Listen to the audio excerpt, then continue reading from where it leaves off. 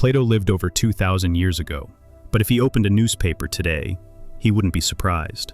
He'd be horrified, but not surprised.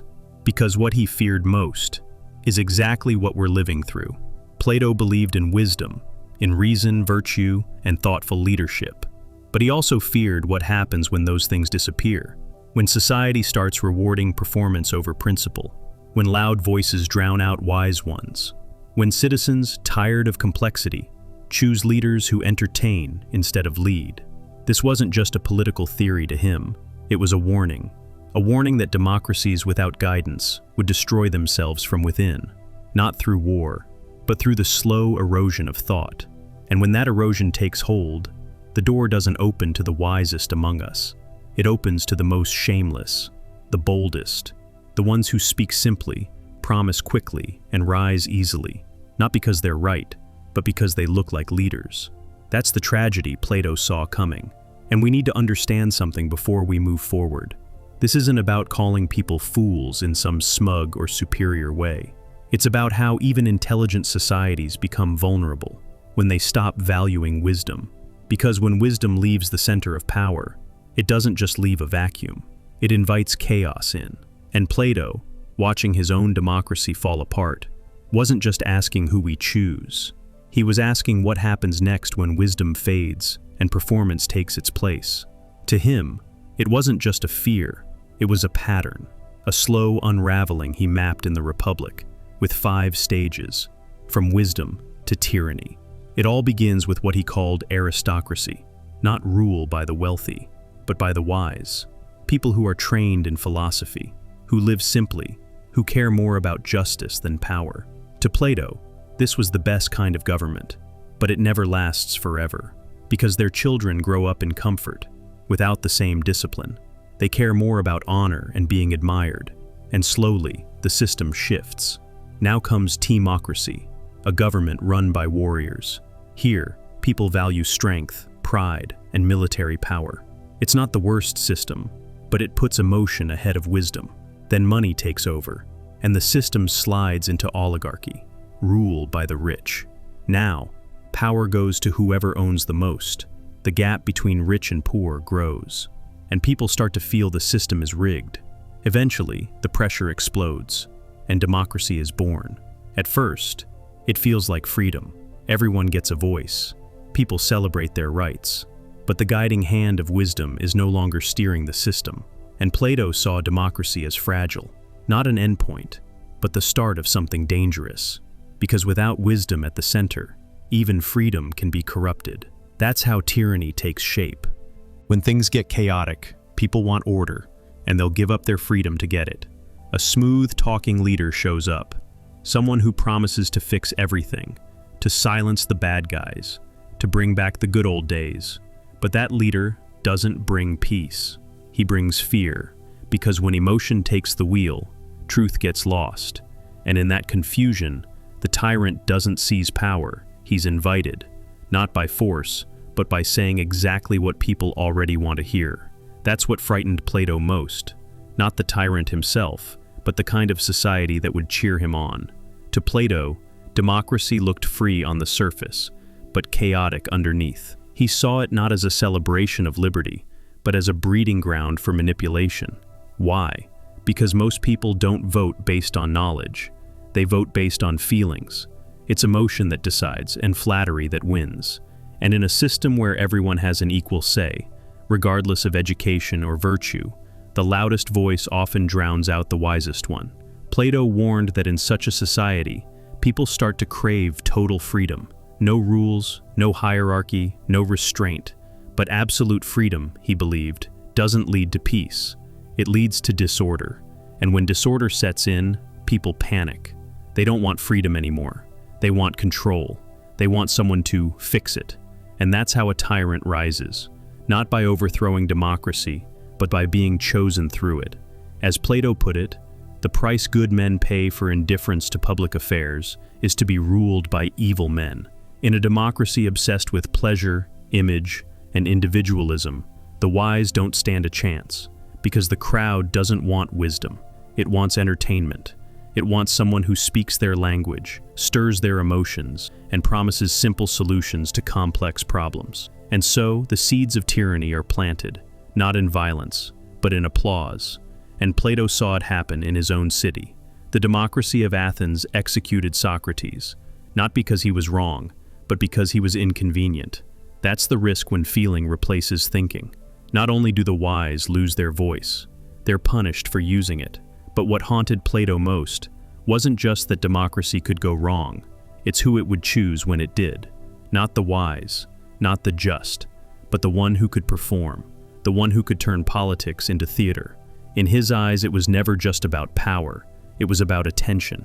Because in a system ruled by emotion and spectacle, the most charismatic voice always cuts through.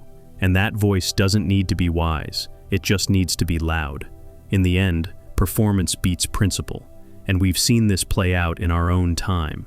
Donald Trump didn't build his political appeal on a platform of philosophical clarity. He built it through repetition, confidence, and emotional hooks.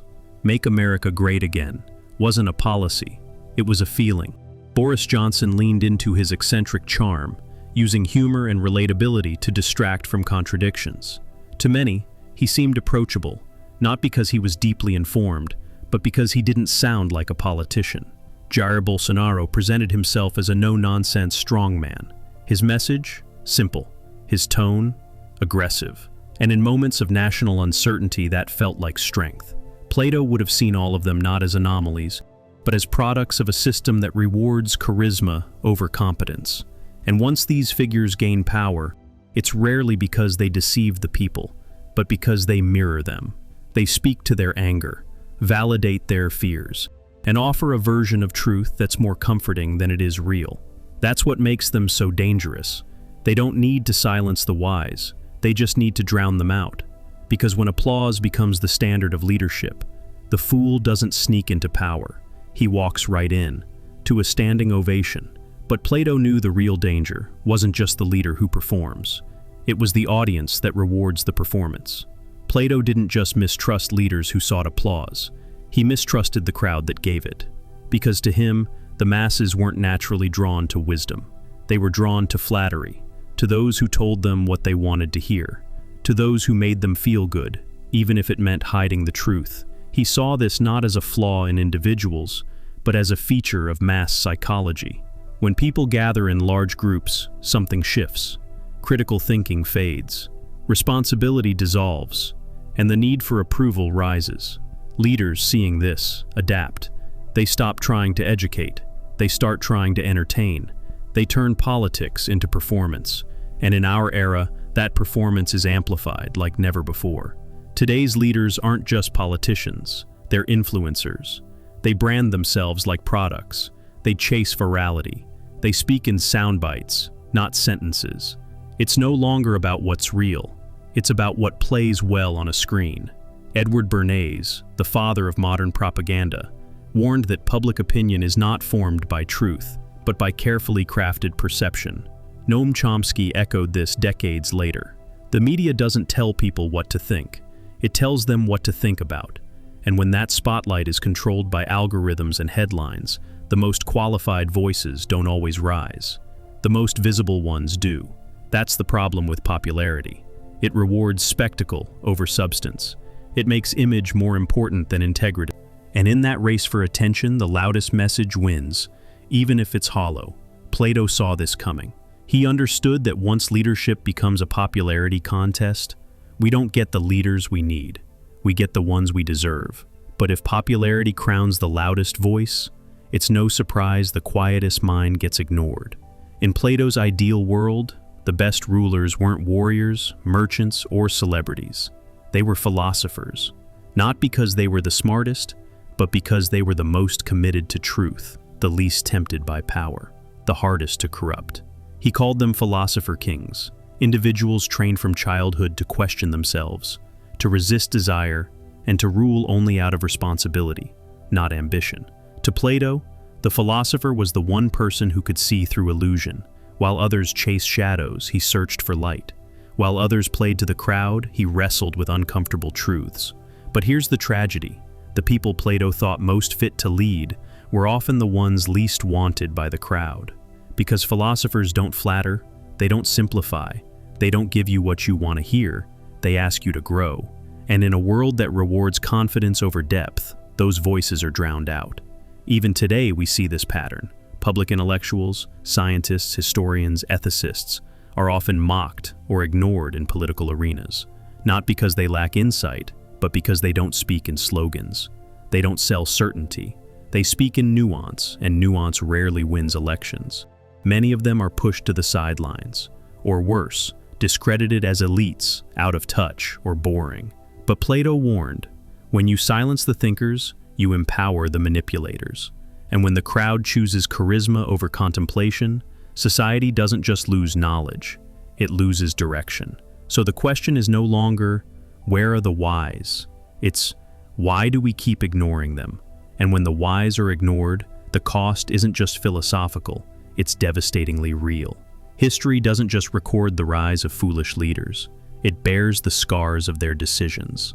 When charisma replaces competence, entire nations pay the price. Take the Iraq War. In 2003, President George W. Bush launched a full-scale invasion based on weapons of mass destruction that were never found. The move was sold with certainty, dramatized with fear, and backed by a media echo chamber. But behind the performance was a tragic absence of wisdom. Hundreds of thousands died.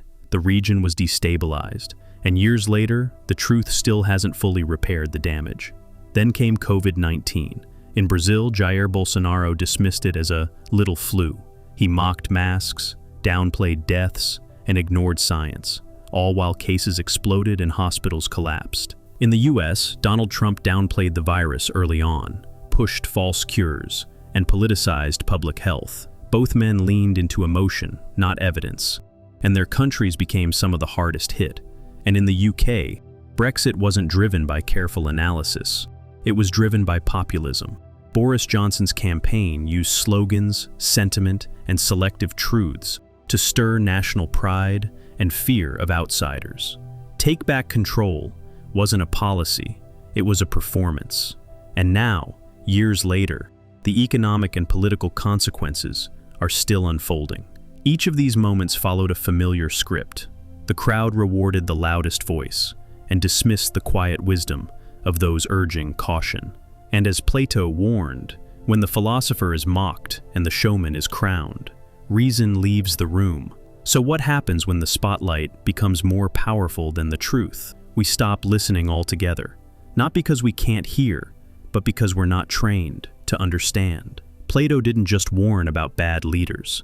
He warned about the kind of citizens who accept them. In the Republic, he argued that democracy without education, not just knowledge, but critical thinking, becomes dangerous. Because when people are taught what to think, but never how to think, they become easy to influence and hard to awaken. And that's exactly what we see now.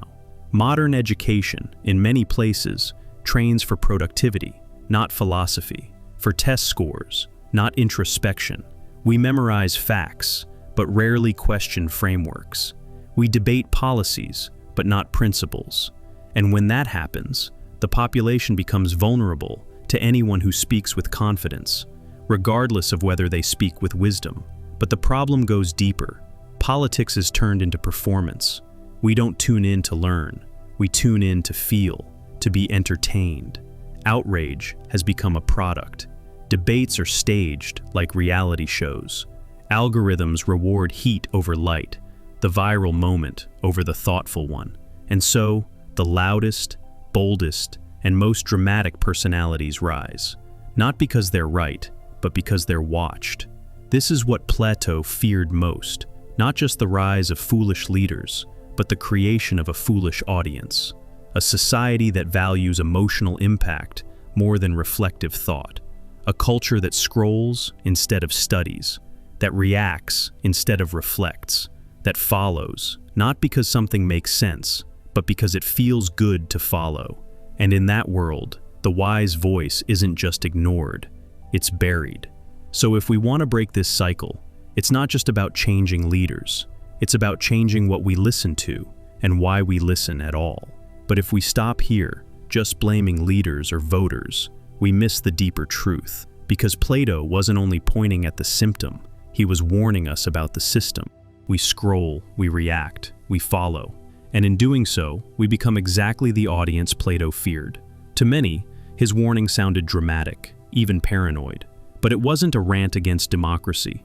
It was a diagnosis of what happens when wisdom loses its place in public life. Plato had watched his own city, Athens, the birthplace of democracy, celebrate freedom while silencing its deepest thinkers. He saw how the loudest voices could drown out the wisest ones.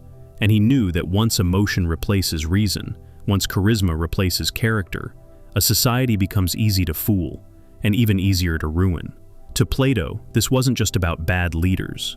It was about the kind of society that rewards them, one that confuses popularity with competence, that mistakes confidence for truth, that cheers for those who entertain, not those who understand.